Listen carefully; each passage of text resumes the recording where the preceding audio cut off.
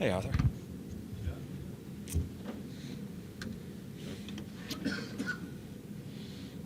Tell them modest run of success here. What's behind it as you look at these games? First person you look at is Corpy. Uh, he's been outstanding. I think our team is playing off of him and how patient and solid he looks in net. Hope I don't jinx him. I probably will, but I have to speak on him. I just think he's been outstanding. So last game in Calgary, neither team generated a whole bunch. Kind of a grinding, sloppy game. We get a couple of goals out of Bill's line, which was very important. Found a way. And the block shots really stood out. Murray had 8, AJ had 6. Yeah, I'm not sure how many we had, but it's part of playing defense. I think as we show it. We show people blocking shots. We show people not blocking shots, and that's part of playing defense in the National Hockey League. And I think for a little while, we understand that's a part of it, and that builds a camaraderie. It builds a culture, and I think we've done a pretty good job. I mean, we blocked a lot of shots because they had the puck a lot in that third period. I thought we didn't give them much, kept them to the outside. We'd like to have the puck a little bit more, but in that situation, I thought we defended well. I think you expect to have both of your injured goaltenders back at some point this season. I don't know. Really? I don't know. I'm just going to ask, is there any way you can... I blew your question right out of the water, didn't You I? did. Yeah. I'll rephrase it. Do you envision any way Korpisalo should or deserves to go back down, given the way that he's played up here? You know, I don't even know how to answer that right now, Portsy, and where all I know is he is still going through a process. We have, it's a hard question to answer because I've never been in a situation like this with both you guys down, both your National Hockey League guys down as you started the year. We got to be really careful and not to jump the gun and say, bang, he's arrived and he's not going down. He has got to get minutes, continue to get minutes. It's been a great process he's going through and will continue to go through because I'm still not sure what's going to happen with our other goalies. So we'll make that call when we come to it. But this is how it works. A kid at any position, a kid comes up, shows you what he has, and then as you go through it and maybe the injured guys come back that gave him that chance, maybe you have to make some decisions along the way. So this is how it works in guys becoming National Hockey Leaguers. So Corpy's not only opened the door, he's pushed it open, fully open, and we'll make that call when we come to it. George, you said a couple of weeks ago that you would split up, at some point you would split up Jones and Murray. You did that the other night. Yeah. What are your thoughts on that, and you're going to keep it that way? Well, I'm not sure if we'll keep it that way tonight. We didn't have last change in Calgary. They were targeting certain lines against certain pairs of our D. It was our back-to-back. We just wanted to kind of balance out our 6. I thought they all played very well in a game in the second half of the game where we defended quite a bit. So that's why we changed it. I still would like to keep Murr and Jonesy together until we get Savvy back. But the other night was just a different situation where we were losing our matches a little bit and they were really targeting our D. But as you try different things and you see some of the balance we got from it that last game, you're not as hesitant to try it. So we'll see how the game goes and we'll make our call there. Coach, just to add to that, why do you want Jones and Murray together?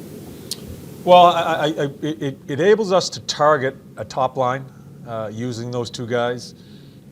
This team here, your team, I know you know Johnny Tavares and all that, but you have a pretty balanced lineup offensively. Just to go to Rimmer's credit, maybe we balance it a little bit more and split them up. You split them up, we feel they're our top 2. You split them up, then you know one of the top 2 is going to be on the ice quite a bit throughout the game. So that's a call you make as you go through. I'm not sure when Savvy comes back. I think we'd feel more comfortable in switching when Savvy comes back. But we'll see how it goes. But to answer your question, Butchie, we're looking for a shutdown pair, but it depends on the lineup that we're facing. Tonight, with a balanced lineup against the Islanders, who knows what we'll do. Facing the Islanders, this is the 4th time that you guys will play them this season. There becomes familiarity between the teams. Obviously, what are you expecting from the matchup Well, I know they spanked Edmonton their last game, and they've got some offense going there. As I always say, it's not so much. We know they're a good team. I think they've solidified over the past couple of years with the goaltending and some of the young kids playing. We need to be concerned about ourselves in trying to find our way as far as how we're going to execute. It's one point we always, when we play them, is there's a lot of plays around the goal, a lot of people in the blue, a lot of plays from behind the net.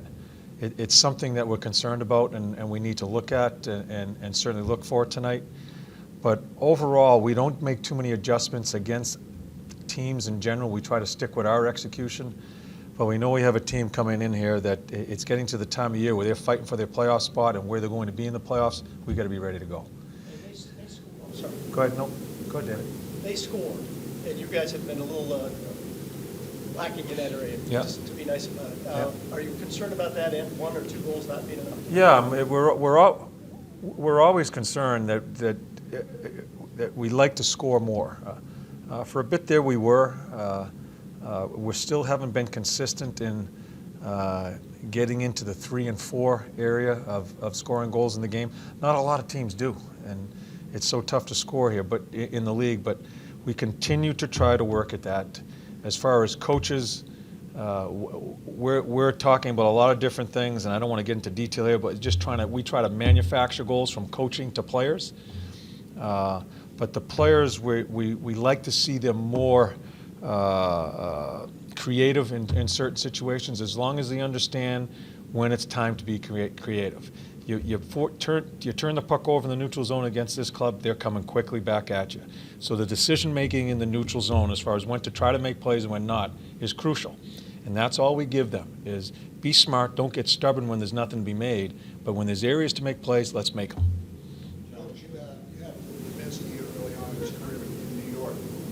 What's changed with Brad? Well, he's matured. You know, it's scary to me. Doobie's married, has a kid, and when I had him, we were just kicking the hell out of him because he was so immature at the time I had him in New York.